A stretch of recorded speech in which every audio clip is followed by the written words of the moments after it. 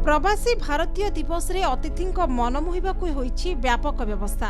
सुरक्षारु नै संस्कृतिर झलक, निवेशरु नै सुजोग जाए। प्राय 70 देशरु आसिथिबा प्रवासी एकाठी हेबे। 8 रु 10 जाए हेबाकु जाउथबा ए कार्यक्रमकु विश्वस्तरीय करबाकु सरकार लागि पड़िछंती।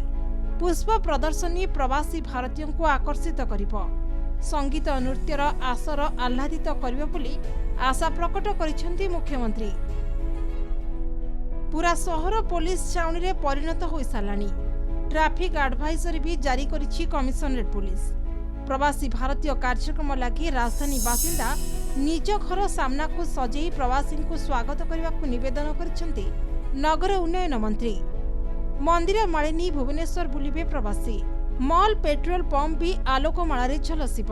प्रवासी भारतीय दिवस लागि अधिक सतर्कता भी बढ़ी। एचएमपीवी भाइरस लागि प्रवासी भारतीयों लागि स्वतंत्र कोऑर्डिनेटिंग ऑफिसर नियुक्त हेबे। कहार कौनसी स्वास्थ्यगत समस्या देखागले तुरंत सेवा जोगाई दियाजियो बोली कहिसेंती स्वास्थ्य मंत्री।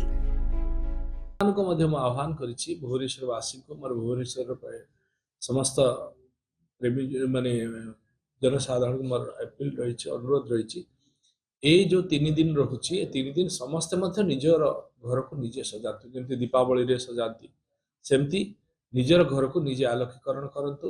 आगे झुंटी दियंतु, परिष्कार रखंतु, परिवेश को सुस्थ रखंतु। ये सब कार्य समस्ते निजे निजे मध्य करंतु। एवं जेते कमर्शियल प्लेस अछि पेट्रोल पंप हो बा दुकानी हो से माने मध्य आलोकीकरण करंतु एवं सफा सुतरा रखिबा सहित सहित फूल गछ फूल कुंड मध्य सामने रे रखिकी ये सौंदर्य को आहुरी बढ़ा। ये आम समस्त स्वाभिमान, ये भुवनेश्वरवासी स्वाभिमान, भुवनेश्वर परिचय। ये सारा विश्व रे भुवनेश्वर परिचित हो। भुवनेश्वर एते सुंदर सहर, सबुज सुंदर सहर, एथि ही आमे परिचय दे पारि। प्रदेश रे स्वाधीनतार 77 वर्ष पर प्रथम थर प्रवासी भारतीय दिवस आमे पालन करिबा। 3 दिन धरी 8, 9, 10 आमे पालन करिबा को जाइछु। ओडिशा बहुत उत्सुकतार सहित तार जो वाइब्रेंट कल्चर अच्छी ता सहित तांको स्वागत करा हबो। Honourable prime minister of India Narendra Modi ji आसीबे। ता सहित आमर foreign affairs minister doctor S Jaishankar से 6 तारिख रु आसी सालेनी एवं विभिन्न स्थितिर निरीक्षण करुछंती। ता सहित वैलिडिटी फंक्शन रे मध्य आमर महामहिम राष्ट्रपति द्रौपदी मुर्मू जी आसीबे। तो आमर प्रिपेरेशन जोर सोर रे हेछि एवं देखिबे गोटे भव्य दिव्य हेबो ये कार्यक्रम। एवं तांकु मध्य आमे स्वास्थ्य सुविधा इमरजेंसी केस रे पहुँचेवा पई आमे जनता मैदान ठु नेकरी सबु हॉस्पिटल मेजर हॉस्पिटल जेतिकी अछि कटक भुवनेश्वर रे तांकु मध्य अलर्ट कराइछि। और एबे मध्य हम वीडियो कॉन्फ्रेंसिंग माध्यम रे समस्त को अलर्ट कराइछि।